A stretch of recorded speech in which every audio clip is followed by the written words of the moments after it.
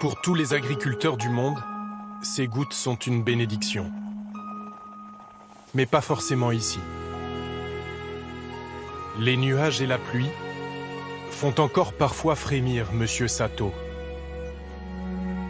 comme la plupart des cultivateurs de la région de Fukushima.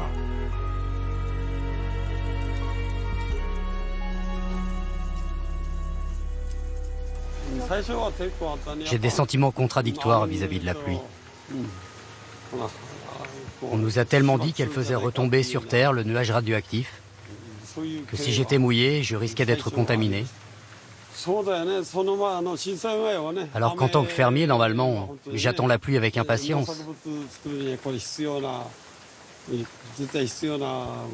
Pendant longtemps, après la catastrophe, j'ai eu peur de la pluie. Aujourd'hui, non. Je crois que je n'ai plus peur.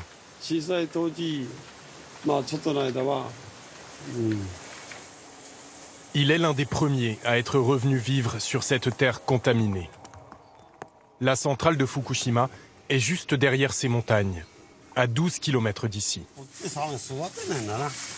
Nous sommes à Nara, petite ville entièrement évacuée lors de la catastrophe de 2011, totalement interdite d'accès jusqu'à il y a quelques mois encore. Ça, c'est ma première récolte de pommes de terre depuis 6 ans. Ça fait vraiment plaisir. On les a testées et leur taux de radioactivité est minime. Elles sont bonnes à manger. Malheureusement, les consommateurs n'en voudront jamais. Il en mangera quelques-unes et jettera le reste. Lui et sa femme Noriko n'ont pas d'autres revenus. Il leur faut travailler leurs champs et leurs rizières, saison après saison, en espérant un jour passer le relais. Vous voyez là, ce sont les pierres tombales de nos ancêtres qui ont été détruites lors du tremblement de terre. Et là, notre maison. Des murs s'étaient effondrés, le sol était fissuré.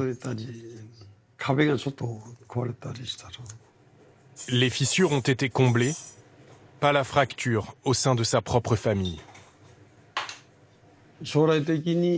À cause de l'accident dans la centrale nucléaire, mes enfants ont dû partir dans d'autres régions. Ils se sont installés là-bas, ont trouvé du travail, construit leur maison. J'ai toujours cru qu'ils prendraient la relève ici. Maintenant, je sais que c'est fini. Pour moi, c'est ça aujourd'hui le plus dur à accepter. Lui est revenu, malgré la peur, malgré la pluie. Mais il a plus de 70 ans, comme la plupart de ceux qui sont rentrés à Nara. La ville est encore un immense chantier où s'entreposent des milliers de sacs remplis de déchets radioactifs. Si elle ne parvient pas à attirer la nouvelle génération, elle risque d'être sacrifiée par le gouvernement qui a besoin d'une décharge nucléaire dans la région. Nara a-t-elle encore un avenir ? Cela dépendra des efforts de Madame Takahara, de la pêche de Kentaro Suzuki, du retour à l'école de Yuka et des prières du prêtre Usami. Après 7 ans sous le nuage radioactif, l'éclaircie dans le ciel de Fukushima aura été de courte durée s'ils ne sont pas plus nombreux, les revenants de Nara.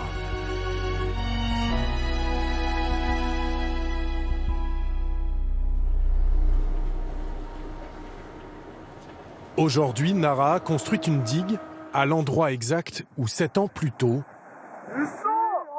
la mer a englouti la ville.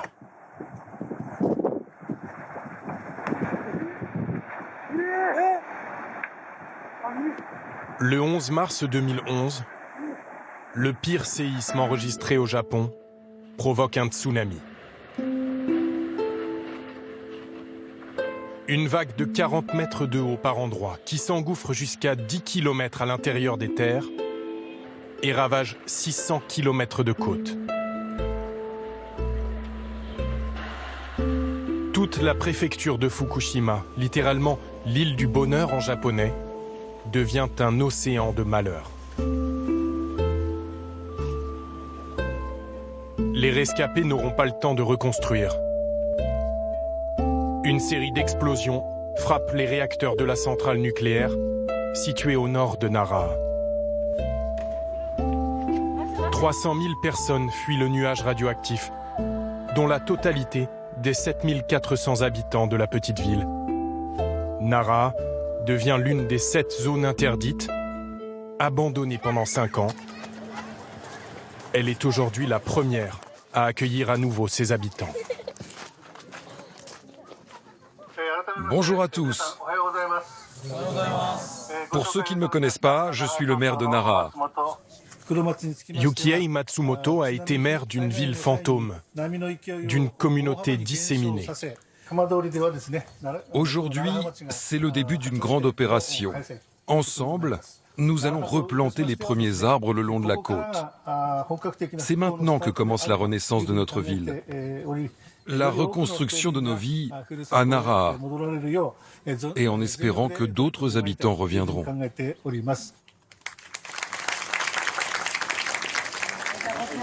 Venez par ici, s'il vous plaît. N'oubliez pas de prendre vos gants. Les adultes par ici, les enfants par là. Ces enfants, pour la plupart, n'ont aucun souvenir de Nara. Trop jeunes ou nés après le tsunami dans les villes où s'étaient réfugiés leurs parents, ce sont des déracinés.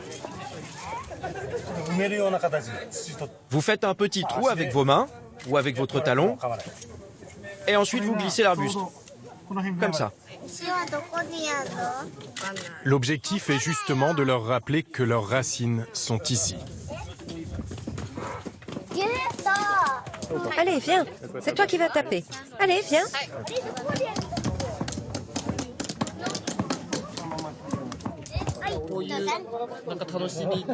On commence par replanter les arbres. Et petit à petit, on va reconstruire notre ville natale. Moi, j'ai l'intention de participer à un maximum d'événements comme celui-ci, pour prendre ma part à la reconstruction de Nara. Mais ces familles ne sont revenues à Nara que pour la journée. Le temps d'une photo souvenir pour semer les graines du futur, comme dit la banderole. Le maire n'a pour l'instant convaincu qu'un habitant sur 15.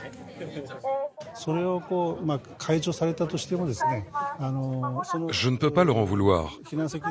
Je ne peux pas. Après ce traumatisme, ils ont dû se recréer une nouvelle vie ailleurs. Je ne peux pas les déraciner une nouvelle fois. Mais j'espère juste leur montrer que la reconstruction avance et peut-être en convaincre quelques-uns de revenir ici, à Nara.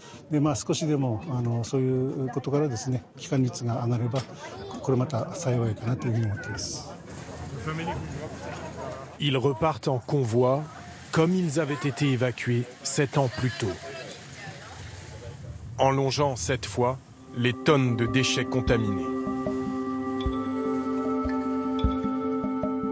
La radioactivité atteint ici 20 millisieverts par an. En France, seuls les travailleurs du nucléaire peuvent être exposés à un tel niveau, un tel risque de développer des cancers. Qui oserait vivre ici en famille? Au terminus de la zone décontaminée. Derrière la voie ferrée, ce lotissement tout neuf, quasi désert. Les voitures indiquent la seule maison habitée, celle de la famille Maasai. Ils ont vécu le séisme, vu la vague emporter leur maison et fui le nuage radioactif. S'ils sont de retour aujourd'hui, c'est avant tout à Yuka, l'aîné de leurs 4 enfants, qu'ils le doivent. Avant, on était dans des logements provisoires, des préfabriqués. Aujourd'hui, c'est beaucoup plus agréable. On a vraiment de la chance. Et pour les enfants, c'est plus facile. L'école est juste à côté. Ils sont très bien ici. 60 mètres carrés, une grande maison selon les standards japonais, offerte par la ville en remplacement de leur appartement détruit. Yuka partage sa chambre avec son petit frère. Dans leur logement provisoire à Iwaki, tous dormaient dans la même pièce. Moi, je ne me suis jamais habituée à la vie à Iwaki. Donc je suis très contente d'être venue ici. Il paraît que c'est toi qui as insisté pour que toute la famille revienne. Oui, d'accord, c'est vrai. Iwaki, c'est une grande ville. Il y a des gens qui aiment ça. Moi, je préfère la vie de village à Nara. C'est pour ça que j'ai insisté pour qu'on revienne. La réalité est plus sombre. Yuka a vécu ce que beaucoup d'enfants réfugiés de Fukushima continuent de subir.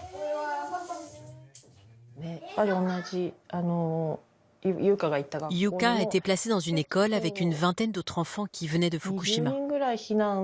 C'était impossible pour eux de s'intégrer. Ils étaient harcelés par les autres élèves qui ne voulaient pas d'eux et disaient « si on les approche, on va attraper de la radioactivité ».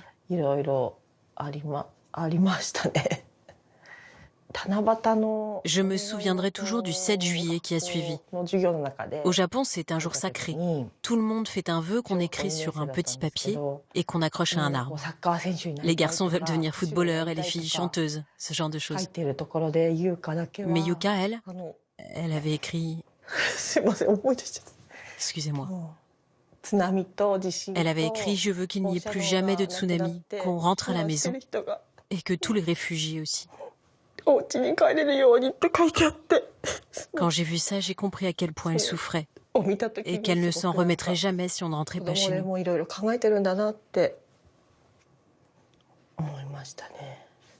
Excusez-moi. Ça me bouleverse encore. Des centaines d'enfants de Fukushima sont victimes de harcèlement à l'école. Plusieurs suicides parmi des collégiens déplacés ont récemment secoué le Japon. Alors tant pis si Yuka n'a pas beaucoup de voisins aujourd'hui. Si le bus qui l'a conduit au collège est presque vide. Et si la radioactivité à Nara est encore 20 fois supérieure au taux recommandé ailleurs dans le monde, ici au moins, personne ne la traite de pestiférée.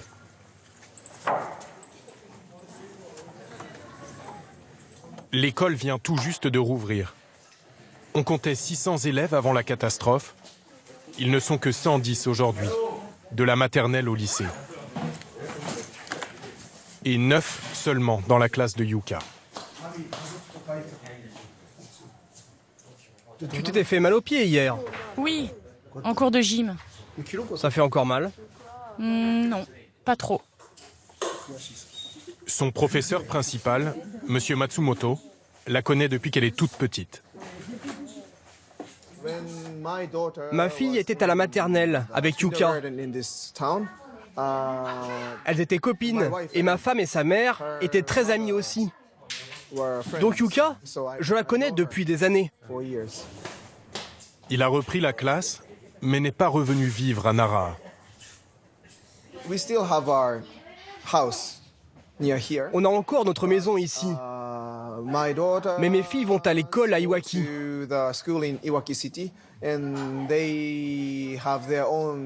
Elles se sont fait de nouveaux amis là-bas. Donc c'est dur pour elles, et pour moi aussi, d'imaginer revenir ici. Recommencer une nouvelle vie à Nara.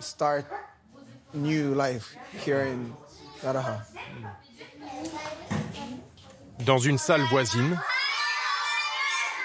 la petite sœur de Yuka fait sa rentrée en CP. Aina, elle, n'a aucun souvenir de la catastrophe d'il y a 7 ans.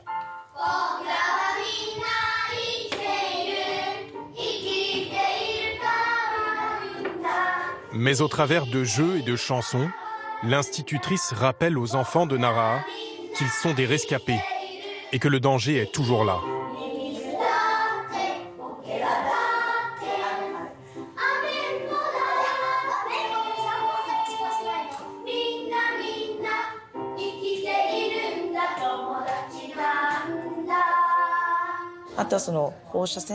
Ces enfants sont nés l'année de la catastrophe. Donc on leur explique ce qu'il s'est passé, comment c'est arrivé. Et peu à peu, on va leur expliquer avec des mots d'enfant ce que sont les radiations. Que la radioactivité, c'est quelque chose qui est autour d'eux en permanence. Et dans quel cas, ça peut être dangereux. Et on les entraîne aussi à réagir en cas de nouveau tremblement de terre. L'école a été entièrement reconstruite grâce à des subventions et des dons de particuliers. Elle mise sur ses nouveaux équipements, bibliothèques, laboratoires et ordinateurs tout neufs, pour remplir les classes et permettre à Yuka et ses camarades de surmonter le passé. Lors du tremblement de terre, on s'était réfugié ici, dans le gymnase de l'école. Et il y avait des répliques. Ça continuait à trembler tout le temps. J'avais tellement peur. J'étais persuadée que j'allais mourir. Pourquoi revenir à Nara, à l'endroit exact où tu as vécu les heures les plus terrifiantes de ta vie? Parce que je pense qu'on peut retrouver une vie normale à Nara, heureuse et paisible. Toutes les petites joies du quotidien que je prenais pour acquises avant.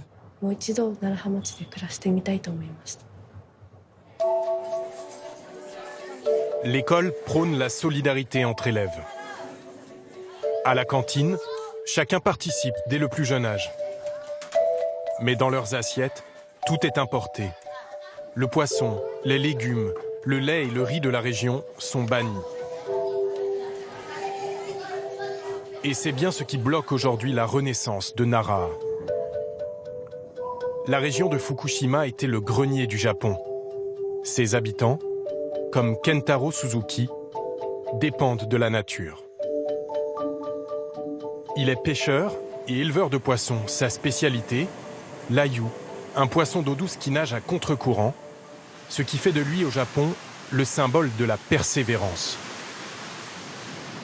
Et Kentaro Suzuki en a plein ses filets. Là, il y a des ayus. On va les faire tester. Sur ces poissons, la radioactivité diminue peu à peu. Tous les 3 mois, on fait des tests en espérant être passé sous la limite. Avant la catastrophe, Kentaro employait une vingtaine de personnes. Ils ne sont plus que 2.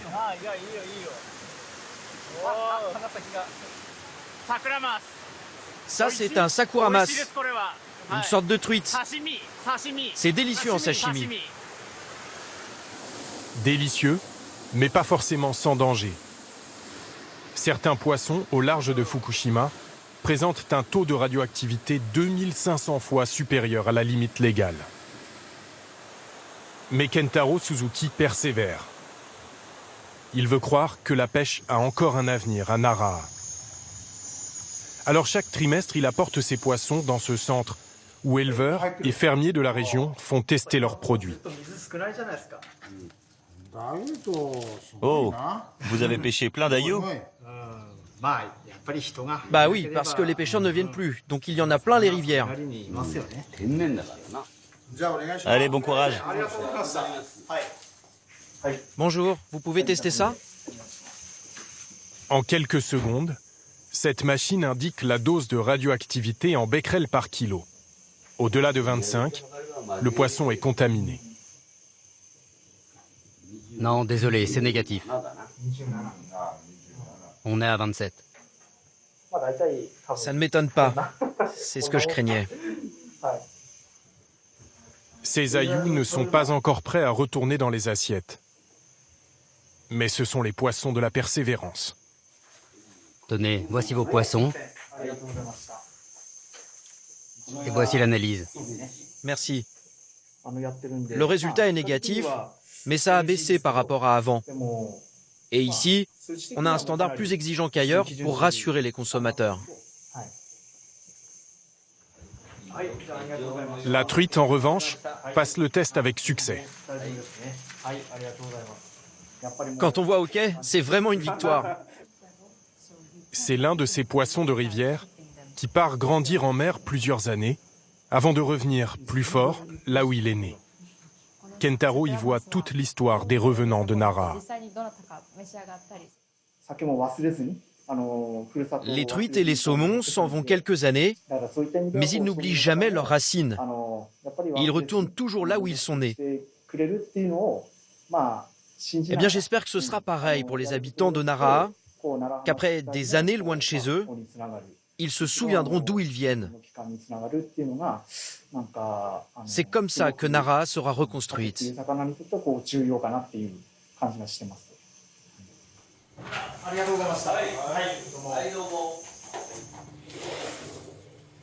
Il faudra des années de résultats positifs avant qu'ils puissent remettre ces poissons en vente. En attendant, Kentaro surnage avec environ 500 € de subvention par mois.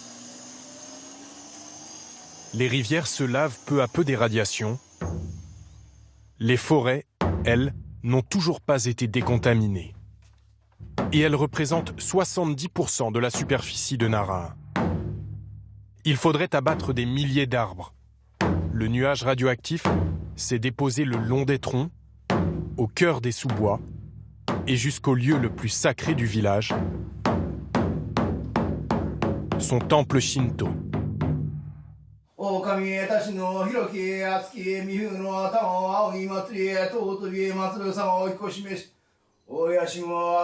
Le temple avait servi de refuge lors du tsunami. Désormais, malgré la réouverture de la ville, les habitants le fuient.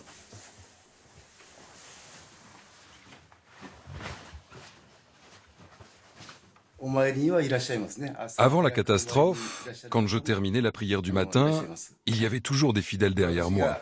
On discutait, on échangeait. Maintenant, regardez. Quand je me retourne, il n'y a jamais personne.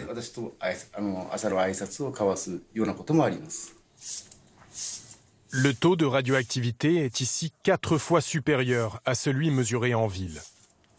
Mais pas question pour lui d'abandonner le temple. Pendant 830 ans, le temple a résisté à toutes les catastrophes. Tremblements de terre et inondations. Ma famille et moi, nous en sommes responsables depuis 35 générations. Normalement, c'est mon fils qui doit me succéder, comme le veut la coutume. Il a été initié, il devait prendre ma suite. Mais je crains que ça ne se fasse pas.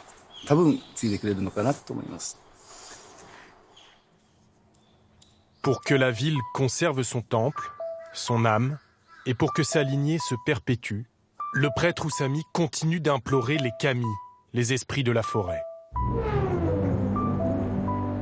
Beaucoup de ces anciens fidèles vivent encore ici, en banlieue d'Iwaki, à 40 km de Nara. Mais cela pourrait changer rapidement. Le gouvernement ne veut plus de ces préfabriqués et va supprimer les aides au relogement. Pour la famille de Tsutomu, l'heure du choix est arrivée. Voilà ma grand-mère, Aki. L'heure du déchirement de la famille aussi, peut-être. Et moi je suis Tsutomu et ma mère, Asako. 4 générations sous le même toit et des envies différentes pour l'avenir. J'ai vécu à Nara toute ma vie, donc tous les gens que je connais sont là-bas. Je voudrais y retourner dès que possible pour retrouver ma vie d'avant. Mais j'ai 86 ans. Si j'y retourne toute seule, je ne pourrai rien faire. Donc si je rentre, j'ai besoin que toute ma famille revienne avec moi.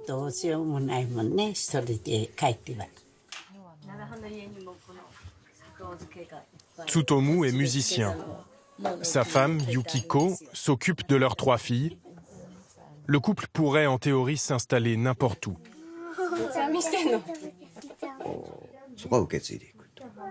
À Nara, il y a toujours des problèmes de radiation.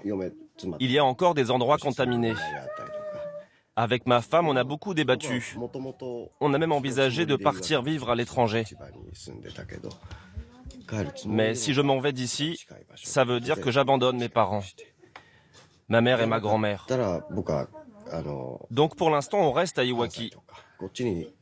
Et il est possible qu'à terme, on retourne s'installer à Naraha.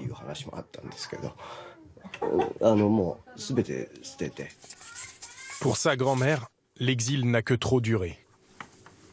J'ai la main qui tremble, j'écris pas très bien.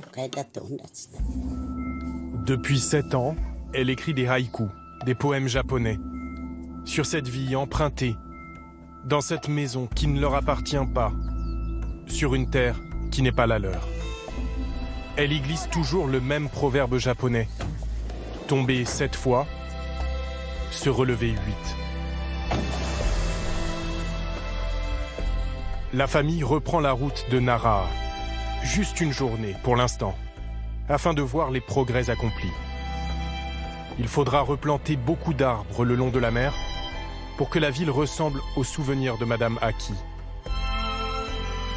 Cela ne se fera peut-être pas de son vivant, mais il y a un chantier qu'elle veut absolument voir se terminer. Tiens, garde-toi à gauche. C'est votre maison ici? Oui. Enfin, elle est juste derrière. Il a fallu raser la maison après le tsunami. Lorsque Naraha a été décrétée à nouveau habitable, ils ont choisi de la rebâtir exactement au même endroit. Quand vous aurez fini la fondation, c'est une autre équipe qui prendra le relais? Oui, les charpentiers. Nous, on aura terminé ce soir ou demain. Dans quelques semaines, s'ils le souhaitent, ils pourront emménager. Je pense que quand la nouvelle maison sera terminée, ma grand-mère sera heureuse à nouveau. Et lui, vous verrez, il voudra revenir ici. Oui, peut-être. Parce que c'est ici, notre vraie maison. Tsutomu n'a pas encore pris sa décision. Plutôt que d'attendre le retour des habitants, certains ont décidé de repeupler la ville à leur manière. Des poupées, taille humaine, sont apparues dans la ville fantôme. Par dizaines, au bord des routes et jusqu'à l'intérieur des bâtiments. Les habitants ont fini par s'habituer à ces nouveaux venus, pas très bavards, mais sympathiques. Sans savoir d'où ils venaient. Nous avons retrouvé les 3 fées qui leur donnent vie. Madame Takahara et ses amis.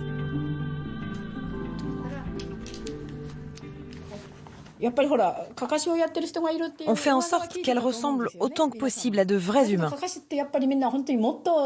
Au début, on les mettait partout dans la ville. Et on nous a reproché de faire peur aux gens.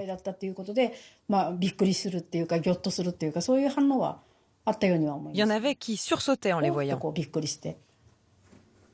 Elle trouvait la ville trop vide, trop triste sans ses habitants. Eux, ce sont les amis qu'on s'est fabriqués, à défaut d'en trouver d'autres, en chair et en os. L'idée, c'est aussi de dire au reste du pays et au reste du monde qu'on est bien à Naraha. À cause de l'accident nucléaire, on a perdu beaucoup d'habitants, c'est vrai. Mais on va repeupler notre ville, même si c'est avec des poupées. Un squelette en bois, enrobé de papier journal, dans des vêtements abandonnés par ceux qui ne sont pas revenus à Naraha, mais continuent à y vivre par procuration, au travers de ces avatars. La ceinture n'est pas bien faite. Si on serre trop, elle ne pourra plus respirer. Toutes les 3 sont veuves. Leurs enfants et petits-enfants ne reviendront pas à Naraha, mais elles ne sont pas seules pour autant. Moi, parfois, j'ai l'impression que nos poupées vont prendre vie, tout à coup. Vous voyez? Oui, on dirait qu'elles vont se mettre à marcher ou à parler. Vous savez, on leur parle. Et petit à petit, on s'y attache. On développe de vrais sentiments pour elles. Et il ne faut pas croire, quand on crée des hommes, on les fait de beaux garçons aussi. Il leur faut 15 jours pour finir une poupée. Elles en ont déjà fabriqué une 60aine. Les derniers nés représentent les écoliers qui manquent toujours à l'appel dans les classes de Nara.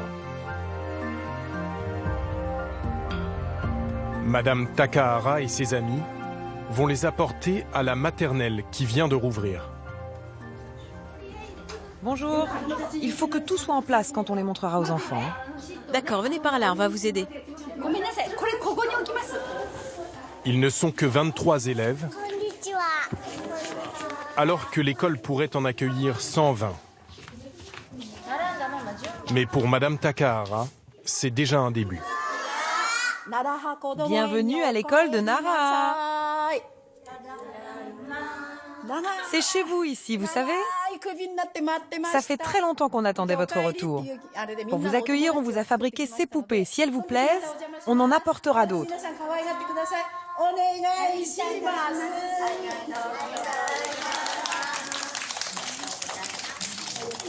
Et bien alors, toi? Tu veux repartir avec moi?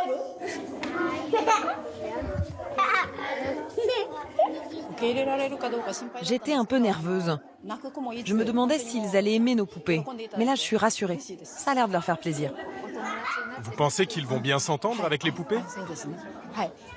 Oui, enfin, j'espère surtout qu'il y aura de plus en plus de vrais enfants à Nara.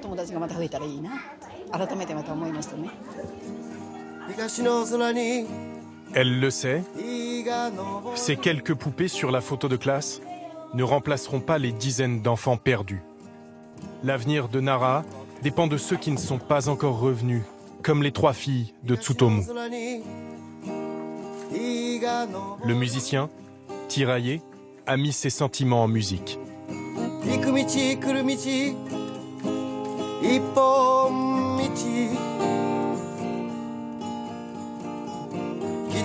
La chanson s'appelle Furusato, ma ville natale en japonais. Elle parle aux 80 000 de Fukushima comme lui, encore en exil, déchirés entre ici et ailleurs, entre le passé et l'avenir.